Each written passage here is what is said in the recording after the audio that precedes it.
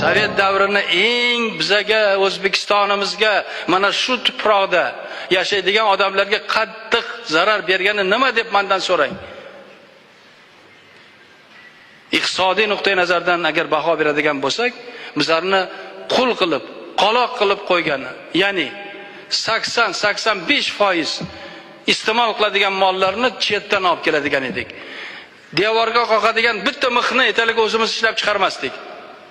Yana bir aytaman, devorga qoqadigan bitta mixni O'zbekistonda ishlab chiqarmasdi. Hammasi chetdan olib kelinadi.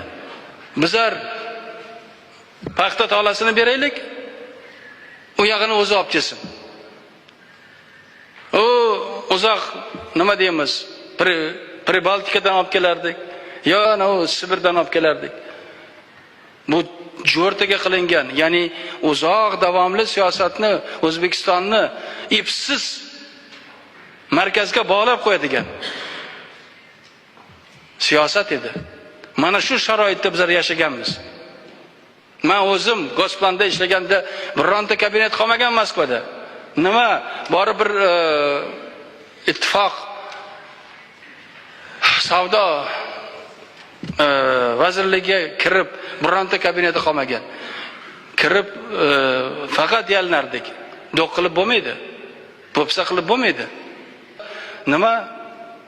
Yalinishimiz kerak. Faqat unga yaxshi gaplarni gapirishimiz kerak.